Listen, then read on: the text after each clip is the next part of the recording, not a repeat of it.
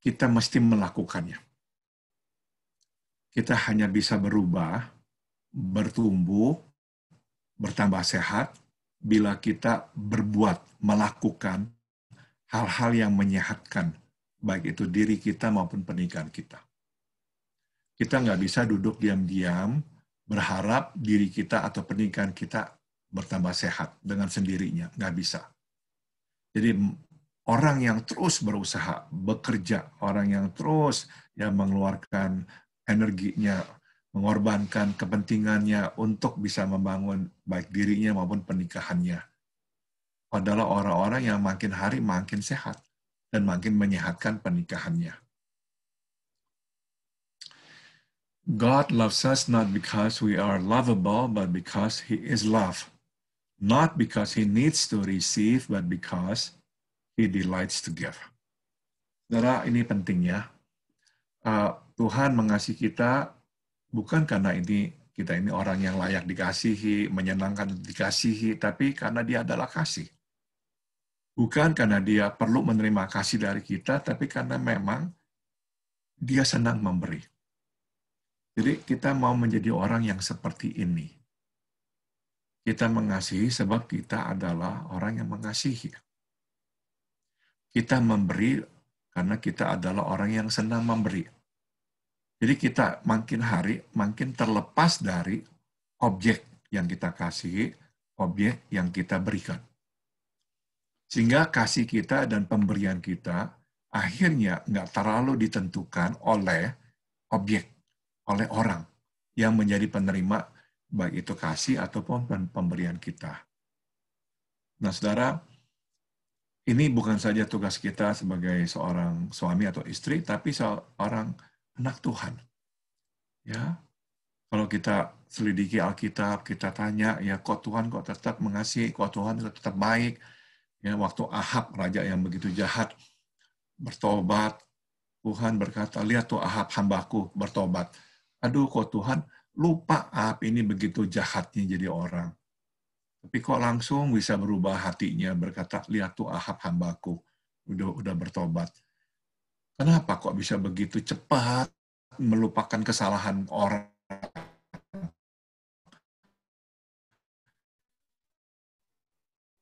Karena memang hatinya Tuhan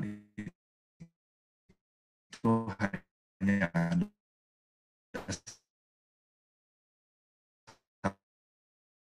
satu isinya,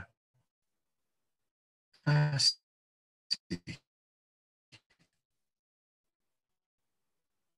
Kasih. Jadi kita mau menjadi orang yang seperti itu. Agama, apapun orang kita akan siap untuk mendengarkannya. Terima kasih Pak Paul untuk penjelasannya. Abang kakak dan teman-teman, kami masih di kolom chat pada saya secara pribadi gitu untuk Pak Paul. Pertanyaannya gini Pak Paul, apa arti mengikatkan diri pada relasi? Bukankah kita sudah terikat relasi dengan pasangan kita? Oke. Memang karena kita memang terikat. Jadi kita ini benar-benar seperti buku yang terbuka di hadapan pasangan kita dan kita berani mempertanggungjawabkan diri kita kepadanya. Jadi bukan hubungan dengan wanita lain atau pria lain, bukan. Dan sebuah anggapan bahwa dia mempunyai hak untuk mengetahui dan dia mempunyai hak atas hidup saya. Jadi pertanggungjawaban yang kuat ya. Kita bertanggung jawab kepada dia, dia layak tahu, dia boleh tahu, dan dia boleh juga memang meminta atau menuntut dari kita. Jadi relasi pernikahan memang seharusnya seperti itu, dua belah pihak seperti itu.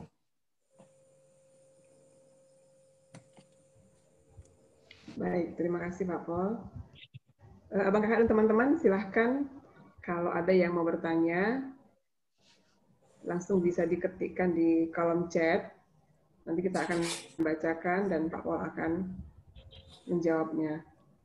Saya mau share dulu satu slide untuk kita.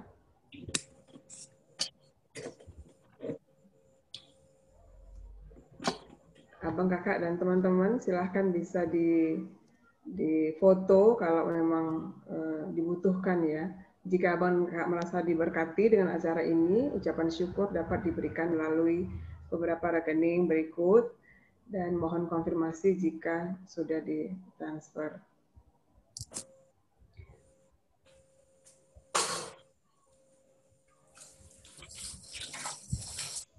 Baik, saya ada pertanyaan Pak Paul tentang menyangkal diri tadi. Apakah semua orang yang belum bisa menyangkal diri berarti belum punya diri? Jadi maksudnya apa sebenarnya arti punya diri yang Bapak sebutkan tadi? Oke. Jadi makin besar ego kita, makin sulit menyangkal diri. Tapi sebetulnya itu ego yang besar justru menunjukkan kita belum mempunyai diri.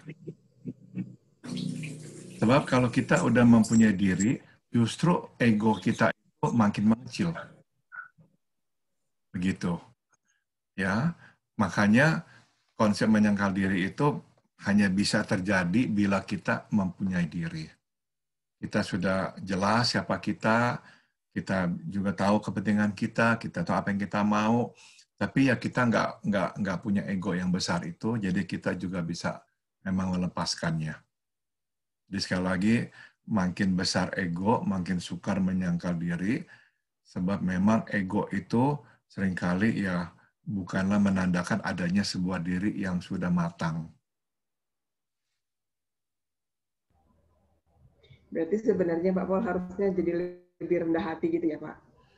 Betul, betul.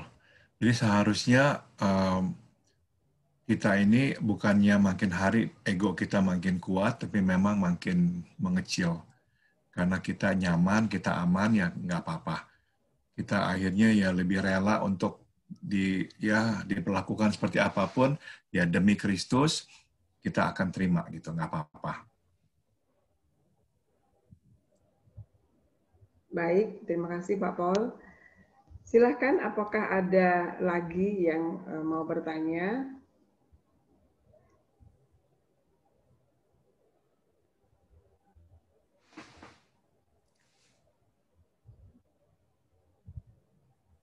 Oh iya, di sini ada yang bertanya apakah bahan Pak Paul akan dikirimkan. Kami akan kirimkan setelah acara ini melalui email yang sudah didaftarkan kepada kami. Ya, materinya nanti akan dibagikan melalui email.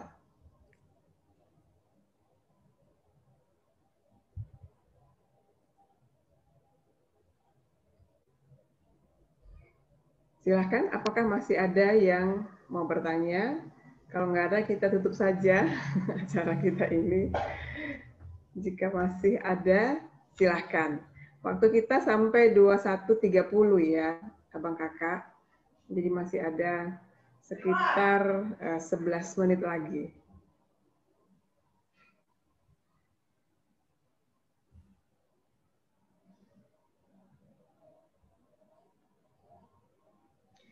Kalau belum ada di kolom chat, boleh silahkan langsung. Saya kasih kesempatan untuk langsung buka dan bertanya. Buka audio dan bertanya. Lagi Adelina sendiri?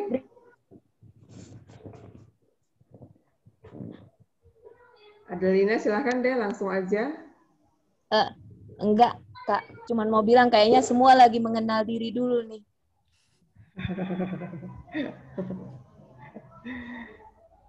Belajar mengenal diri dulu ya. Semoga ada yang sedang mengetik pertanyaan. Saya kasih kesempatan satu, kalau ada yang mau bertanya langsung. Silahkan. Menunggu yang bertanya melalui chat.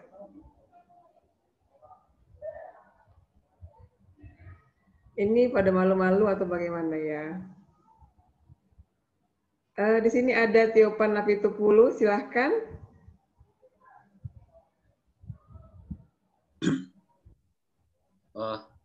Selamat pagi Pak Paul, selamat malam di Indonesia. Apakah Bang Tiopan lebih dulu bisa buka video? Ya, terima kasih Bang. Mau tidur lagi sama istri. Ya. Terima kasih Pak Paul untuk pemaparannya. Saya sangat tertarik tadi yang mempengaruhi kehidupan kita itu ada 4 ya, yang Pak Paul jelaskan di awal tadi. Yang pertama keluarga, yang berikutnya adalah lingkungan. Ya. Lingkungan, mungkin di lingkungan bisa termasuk budaya ya. Jadi memang di negara yang seperti kita yang banyak di Indonesia, kan banyak suku-suku ya dengan latar belakang budaya. Ya. Terkhusus kita ini, kita dari Sumatera Utara, orang Batak, ya kan, punya pola budaya pendidikan, pola budaya karakter yang sering kali mempengaruhi ya dalam kesehatan kepribadian kita gitu. Berbeda kalau kita sudah merantau contoh ke Jakarta. Di Jakarta atau seperti Pak Paul pindah ke Amerika, mungkin bergaul dengan dari berbagai bangsa. Sama kalau kita pindah ke Jakarta, mungkin sudah bergaul dengan berbagai dari suku-suku ya, atau latar belakang ya, sehingga mempengaruhi pola pikir kita. Yang mau saya tanyakan Pak Paul, jadi kadang apakah itu bisa mempengaruhi pergeseran nilai-nilai? Contoh nih, saya orang Batak ya, merantau ke Kalimantan Selatan, karena pergeseran saya nilai-nilai yang saya anut kadang bisa bergeser, atau mungkin anak keturunan bisa bergeser karena pengaruh daripada lingkungan yang baru ditempati. Mungkin seperti itu Pak Paul. Mungkin contoh, kalau saya sebagai orang Batak kan suaranya kan lantang gitu ya. Gitu. Berbeda kalau saya harus beradaptasi di lingkungan di Kalimantan Selatan yang lebih suaranya itu engge, maksudnya lebih pelan gitu ketika harus berbicara. Mungkin seperti itu Pak Paul. Oke. Betul sekali apa yang dikatakan oleh Bang Tiopan tadi ya, bahwa memang lingkungan akan mempengaruhi kita. Jadi kalau kita pindah ke lingkungan yang baru, biasanya lingkungan yang baru itu juga akan mewarnai kita. Nah, akhirnya memang kita akan ya harus saling mempengaruhi dan kita harus berani menerima, tapi udah tentu ada hal-hal yang kita anggap baik tentang budaya kita juga mau pertahankan. Tapi memang betul akan harus ada yang kita adaptasikan. Dalam pernikahan juga sama. Karena meskipun kita misalkan dari satu suku, tapi seringkali kita dari latar belakang yang berbeda. Nah, kadang-kadang latar belakang pasangan kita nggak sama-sama kita. Nah, kita mesti juga berani untuk ya beradaptasi gitu. Sebab ya sesama-samanya tetap ada perbedaan bagaimana kita dibesarkan. Jadi ya ini juga harus kita lakukan dalam pernikahan. Sebagai contoh, saudara, ini masukkan aja orang-orang Jepang, tapi udah tentu ini nggak semua orang Jepang seperti ini ya. Pernah ada studi, pernah ada riset yang saya baca, orang Jepang di Jepang, laki-lakinya terutama, dan orang Jepang di Amerika itu dua orang Jepang yang berbeda. Jadi orang-orang Jepang Amerika yang udah lahir besar di Amerika itu orang-orang yang lurus sekali, ya, hidupnya lurus, pekerja keras, setia dalam pernikahan. Nah, dibandingkan dengan rekan-rekan mereka di Jepang, para pria itu, nah ternyata di sana itu kebalikannya. Jadi ya budaya minum kuat, budaya perempuan juga kuat. Nah, kenapa kok bisa berbeda? Budaya itu ternyata memang akhirnya waktu ke Amerika itu berubah. Jadi di sana lebih sepertinya diterima, tapi di sini ya kurang diterima. Jadi akhirnya mereka ikut budaya di sini dan berubah begitu. Jadi betul sekali. Ya, jadi bukan saja kita dengan lingkungan kita, harus menyesuaikan, tapi kita juga dengan pasangan perlu menyesuaikan, karena memang nggak sama. Ya, semoga menjawab ya, Bang Cipan Napiter Pulu. Terima kasih Pak Paul. Di sini ada pertanyaan Pak. Dari Raymond Simanjuntak ya. Malam Pak Paul, apakah penyebab paling besar pasangan suami istri itu susah terbuka Pak? Dan apa solusi praktis yang dapat diterapkan untuk meningkatkan cara menyehatkan diri melalui keterbukaan ini? Yang negatif adalah kalau kita nggak terbuka karena kita nggak percaya. Jadi itu kita mesti sadari kalau memang ada unsur kurang percaya. Kenapa kurang percayanya? Misalkan kita kurang percaya, takut nanti informasi ini diceritakan, bocor keluar. Kedua, kita bisa nggak percaya karena kita takut informasi ini akan digunakan untuk menyerang kita, untuk nanti melabelkan kita, untuk menuduh kita. Jadi kita akhirnya itu takut. Karena kita pernah cerita tentang kelemahan kita, menyerang, ada konflik, kita nanti dikatakan, memang kamu udah ngaku, kamu seperti ini, memang kamu begini. Nah, jadi yang pertama adalah kita nggak terbuka karena kita ini ya nggak percaya. Tapi yang kedua, kadang-kadang kita nggak terbuka karena memang kita nggak pernah terbuka. Kita dibesarkan dalam lingkungan, ya akhirnya kita terbiasa untuk nggak terbuka. Misalnya, ada orang yang dibesarkan dalam keluarga yang banyak masalah, sehingga akhirnya dia nggak pernah bisa terbuka sama orang tuanya, karena orang tuanya sendiri udah banyak masalah. Jadi ada apa, dia simpan sendiri, dia nggak pernah cerita. Ya.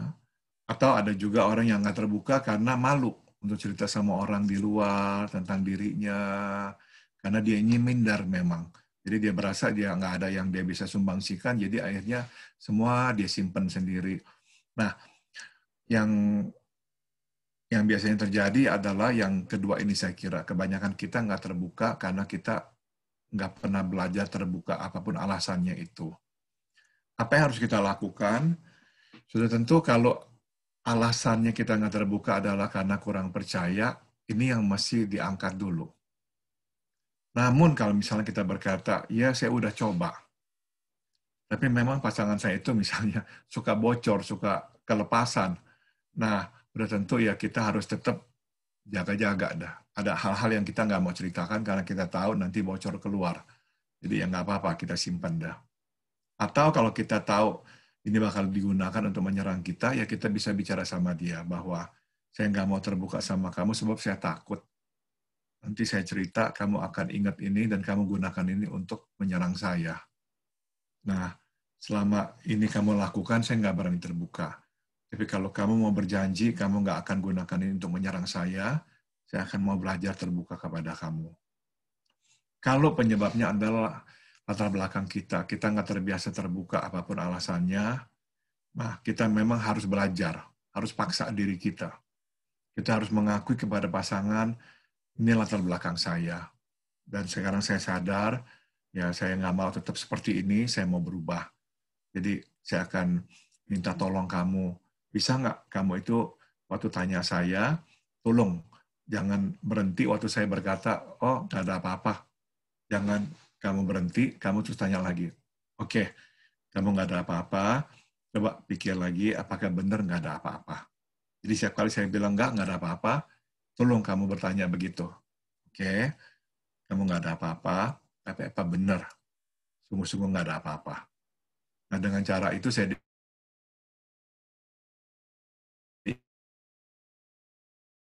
ingatkan bahwa ya terbuka kepada kamu. Jadi intinya tahu dulu Pak Paul ya, kenapa tidak terbuka gitu ya Pak ya, penyebabnya ya. Betul. Nah, itu baru. Betul. Jadi kalaupun nggak terbiasa Pak harus memaksa diri ya Pak untuk terbuka ya. Saya kira karena memang ini kunci kesehatan. Jadi ini bukannya sebuah pilihan gitu, boleh terbuka, boleh nggak terbuka. Tapi seyogianya memang kita terbuka. Sebab jiwa yang sehat, jiwa yang terbuka. Begitu. Dan relasi yang sehat juga relasi yang terbuka. Segala sesuatu yang tertutup memang akhirnya ya akan menghalangi pertumbuhan. Baik, terima kasih Pak Paul. Ada pertanyaan lagi Pak.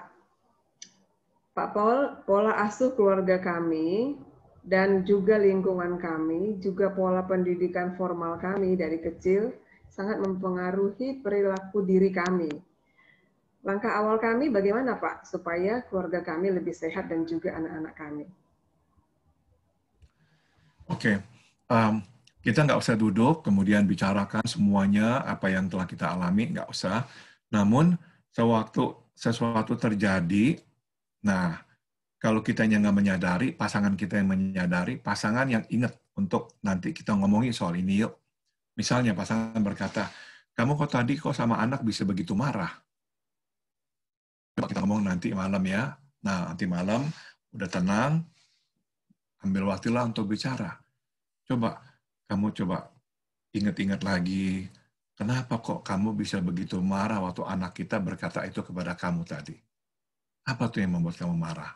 Apakah hanya karena dia ngomong begitu aja, atau perkataan itu mengingatkan kamu tentang sesuatu? Jadi suami istri akhirnya saling mengingatkan, saling menjadi konselor buat masing-masing begitu.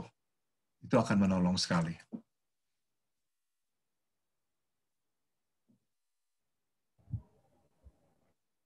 Jadi sebaiknya dibicarakan ya Pak ya.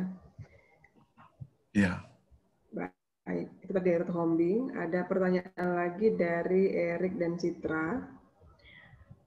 Mau tanya Pak, bagaimana kita menutupi kelemahan pasangan kita kalau kita sendiri punya kelemahan?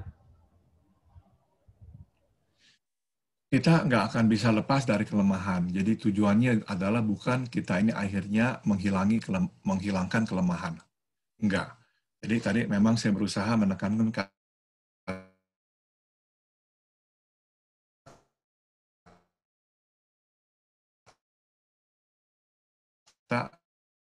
kita bisa mengikuti meninggalkan hidup ini.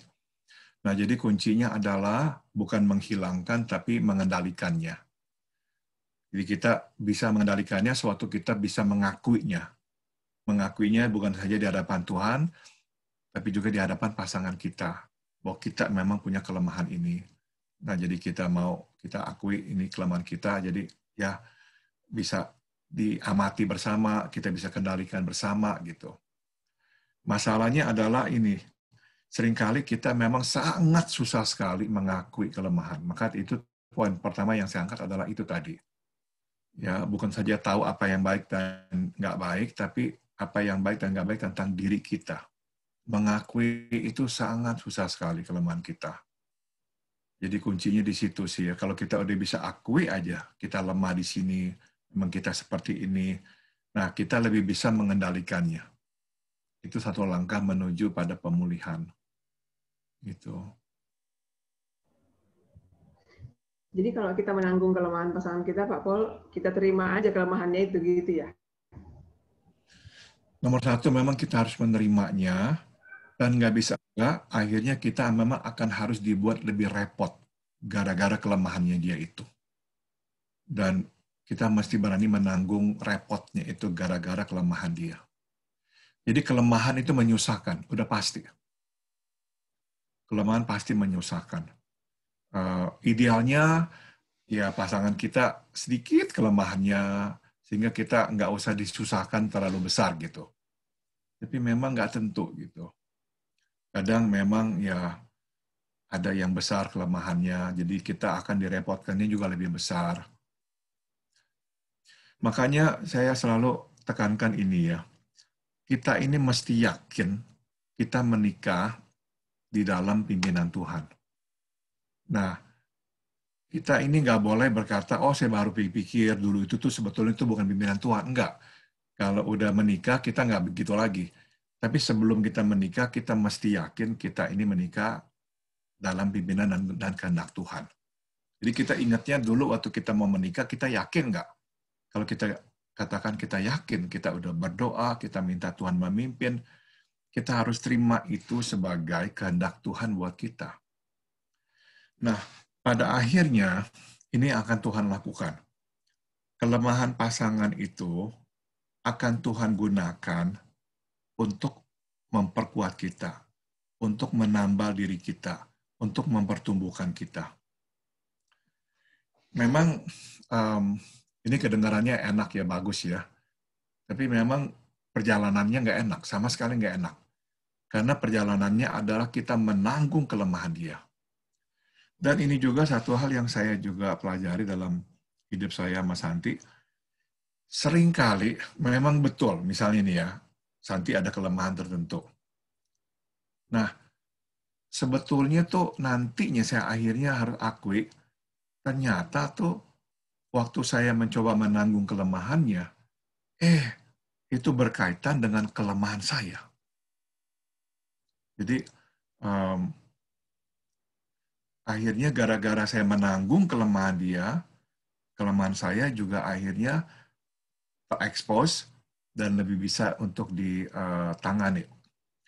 Konkretnya, saya menyadari bahwa salah satu kelemahan saya adalah saya memang mengharapkan cukup tinggi, cukup banyak, agar Santi itu sehat, dalam pengertian nggak banyak masalah, nggak banyak apa-apa gitu. Nah, dia sering katakan itu kepada saya, sebetulnya dulu. Cuman saya nggak pernah terima itu. Dia berkata, kamu itu sebetulnya, Paul ya, kamu mempunyai tuntutan yang tinggi.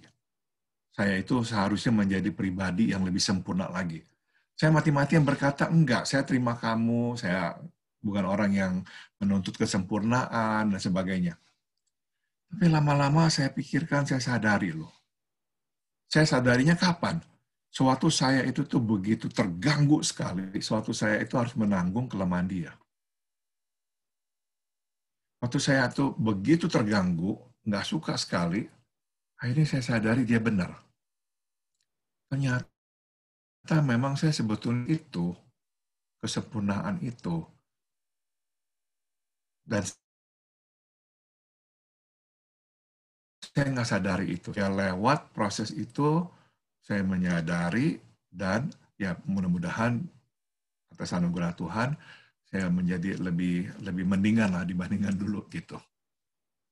Jadi intinya, seringkali ujung-ujungnya kelemahan pasangan itu digunakan Tuhan untuk membereskan kelemahan kita pula. Betul sekali Pak Paul, saya mengalaminya juga. Terima kasih Pak Paul. Ada pertanyaan lagi, private ya, kepada saya.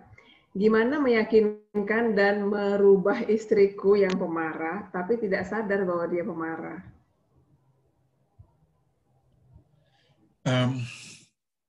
Nggak sadarnya bisa dua kemungkinan ya. Nggak sadar karena memang dia terbiasa, nadanya keras, emosinya memang tinggi, atau dia menyangkal. Dia sebetulnya memang marah, tapi dia menyangkal. Ada orang yang nggak nyaman dengan dianggap pemarah karena tidak nyaman menjadi orang yang tidak sempurna. Karena kan kemarahan, pemarah itu kan ketidaksempurnaan, kelemahan, kekurangan.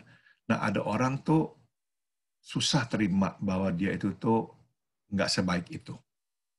Maka dia mati-matian berkata dia nggak pemarah. Jadi kalau dia nggak menyadari, karena memang itulah gaya bahasanya, ya ini lebih bisa kita terima dan bisa oke lah kita katakan kepada dia, kamu nggak menyadari karena memang ini adalah kebiasaan aja, saya ngerti lah sekarang, nggak apa-apa. Tapi ya kadang-kadang terlalu keras aja, bisa nggak volumenya dikecilkan gitu. Saya tahu kamu nggak marah, tapi ini hanya masalah volume, jadi bukan masalah emosi, tapi masalah volume. Oke, saya ngerti sekarang. Jadi kalau kamu kekerasan, saya hanya bilang bisa nggak volumenya dikecilin, gitu aja. Yang lebih berat memang yang kedua. Yang kedua itu adalah menyangkal karena menganggap diri memang sebaik itu. Makanya nggak bisa terima bahwa dia marah, karena kalau marah berarti dia nggak sebaik itu. Nah, kita bisa memang mengatakan begini kepada dia, Saya ngerti kamu sulit untuk menerima ini karena kamu punya standar tentang diri kamu. Tapi saya hanya mau mengatakan ini. Saya sudah hidup dengan kamu sekian lama, dan saya sudah menerima dan melihat kemarahan kamu seperti itu, dan kamu tidak sebaik itu. Tapi itu tidak mengurangi hormat saya kepada kamu dan sayang saya kepada kamu. Jadi kalaupun ya kamu akui, ini nggak mempengaruhi apapun. Justru ya saya hanya mau mengatakan kalau kamu mengakui, ini akan membuat saya tambah menghormati kamu. Tapi kalaupun enggak, ya nggak apa-apa, saya udah terima kamu apa adanya. Ini nggak mengurangi sayang saya dan hormat saya kepada kamu. Namun mudah-mudahan dalam kondisi yang aman seperti itu, pasangan itu akan lebih bersedia untuk mengakui, iya, memang saya marah. Gitu. Jadi seringkali akarnya adalah itu, Len. Nggak mau melihat diri, nggak sebaik itu.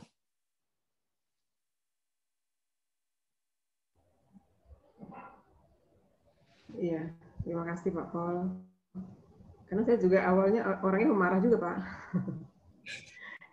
Jadi suami saya sering bilang, nggak usah lah kayak gitu volumenya, terlalu besar suaranya, kecilin aja. Ya, ya Pak Paul mengenal saya sekali ya. Abang kakak dan teman-teman, sekarang sudah jam 9:42 ya di Indonesia ya. Sudah semakin malam. Jadi memang kelihatannya kita kalau masih ada satu pertanyaan lagi masih boleh menurut saya ya sebelum kita akan menutup.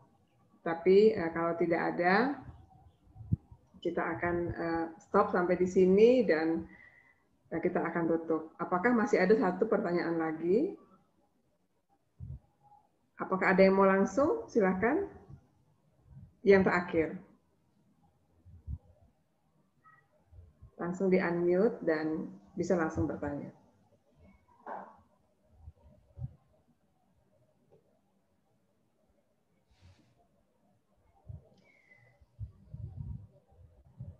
Ya, kelihatannya sudah tidak ada pertanyaan. Semoga semuanya bisa mengerti dan memahami dan nggak cuma mengerti tapi juga ada langkah-langkah perubahan.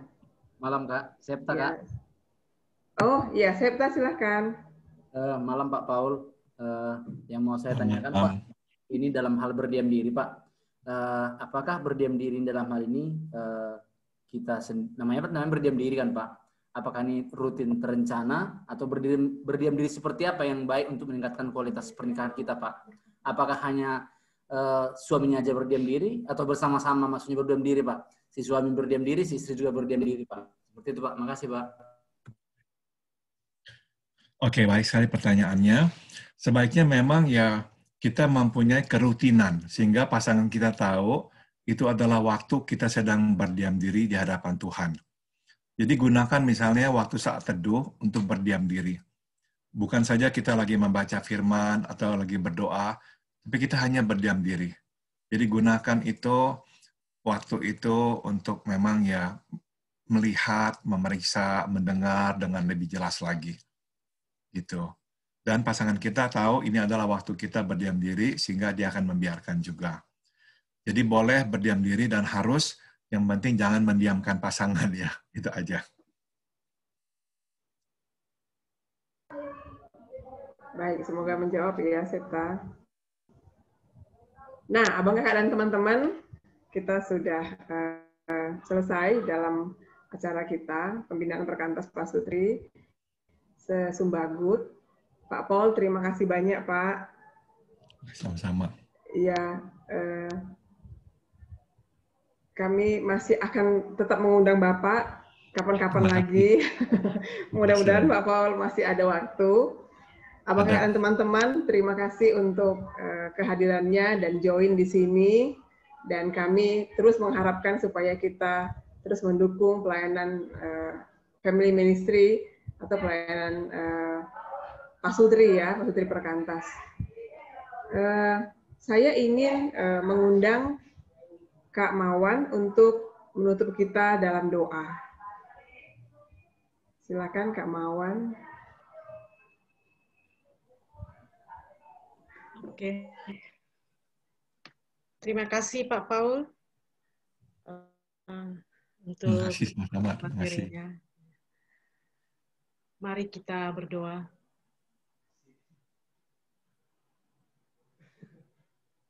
Bapa di dalam surga, terima kasih Tuhan untuk malam hari ini. Melalui hamba-Mu Bapak Paul Hunadi, kami diperlengkapi kembali oleh Tuhan dalam seminar ini sebagai pasangan suami istri yang Tuhan sudah bentuk. Kami meyakini bahwa Tuhan yang sudah memulai pernikahan kami, Tuhan yang membentuk, dan Tuhan yang punya rencana yang indah juga bagi anak-anak kami, Tuhan. Bapa, kami memohon supaya dengan segala kerendahan hati kami masing-masing boleh terbuka di hadapan Tuhan untuk segala keberadaan kami, kekurangan kami, kelebihan kami, dan Kau berikan kami kerendahan hati untuk bisa menyadari, mengakuinya kepada pasangan kami masing-masing, supaya kami boleh punya relasi yang ke depan semakin baik, Tuhan. Kami boleh membangun pernikahan yang semakin sehat untuk membangun sebuah keluarga yang berkenan kepada Tuhan, sehingga kami bisa juga menjadi teladan bagi anak-anak kami, dan juga menjadi berkat Tuhan bagi keluarga-keluarga lain. Tuhan, di dalam segala kelemahan kami mohon supaya Roh Kudus yang menolong kami untuk bisa mengenali diri kami, untuk bisa mengakuinya di hadapan Tuhan dan di hadapan pasangan kami. Terima kasih ya Tuhan, biarlah kami boleh bersuka cita di dalam keluarga kami, bukan karena kami adalah orang-orang yang sempurna, tetapi karena kami mengalami kasih Tuhan. Kami boleh bertumbuh di dalam Tuhan. Kami boleh semakin mengasihi satu dengan yang lain. Terima kasih Bapa untuk teman-teman yang sudah bisa hadir. Kau berkati keluarga kami masing-masing. Apapun yang menjadi pergumulan kami Tuhan, sebagai pasangan suami istri maupun pergumulan anak-anak kami serahkan ke dalam tangan-Mu, supaya anugerah Tuhan boleh terus kami alami, sampai seterusnya Tuhan di dalam keluarga kami masing-masing.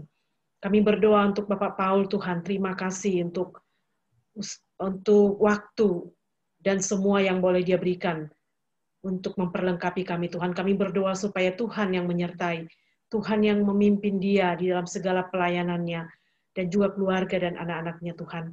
Kiranya dia boleh terus di dalam penyertaan dan anugerah Tuhan.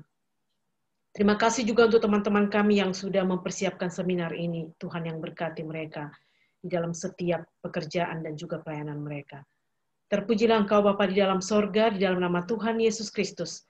Kami berdoa dan mengucap syukur kepadamu. Amin. Amin.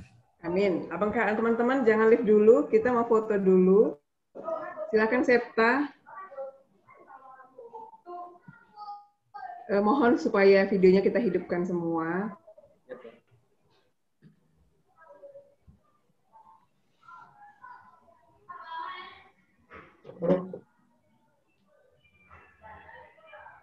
Sudah, Sep?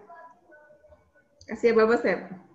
Belum semua Kak membuka videonya Kak. Kakak silakan dihidupkan videonya biar kita sebagai dokumentasi untuk mengambil fotonya.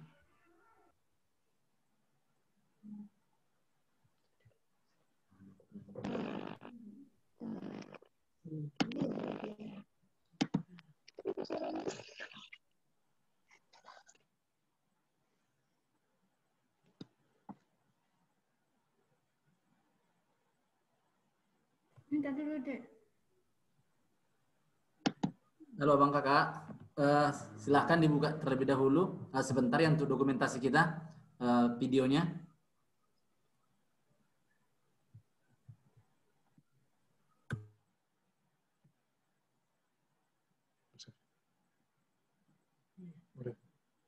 Oke ya, kita buka di halaman 1 ya, kita foto ya.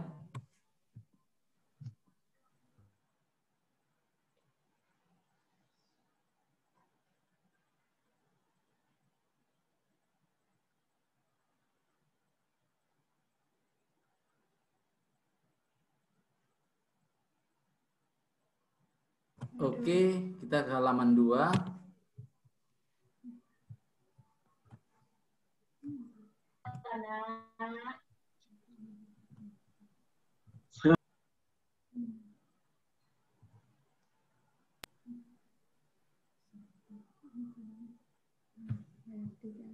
Di halaman 3 sudah Bang Kakak ya? Sudah Kak Len? Seru sekali wajahnya kalau foto, Bang. Kalau setelah foto tadi senyum semuanya. Iya. Baik, ya terima kasih Abang Kakak dan teman-teman untuk kehadiran kita semua. Sampai ketemu 2 bulan lagi, kita akan mengadakan pembinaan Pasutri lagi dari Perkantas. Terima kasih. Iya, Terima kasih, Pak Paul. sama-sama. Makasih, Kak. Terima kasih Pak Paul. Terima kasih. Selamat malam minggu, Tuhan berkati. Iya. Terima kasih. Masih sempat ada waktunya mencewek malam ini, silakan. Kemalaman, Bang. Bang. Berdiam diri nih, Bang. Pasti mau berdiam diri. Berdiam diri aja di teras rumah. Bang. Terlalu banyak yang harus diperbaiki, Bang. Kak Juni, Bang Remon, aduh. Kalau banyak masalahnya, terlalu banyak berdiam diri. Gitu ya, Bang. Pasti Bang Tio sekalian terbagi. Ya, bye. Bye-bye, Abang Kakak semua. Bye. Bye-bye. Bye-bye, Simanjuntak Junior. Bye, Anti. Terima kasih, Kak. Pulang. Dia pulang. Sampai jumpa lagi. Ini Daniel Kalam Kudus masih ada nih. Oh iya, Daniel. Si Pak Caib Daniel. Daniel Lumi, hai.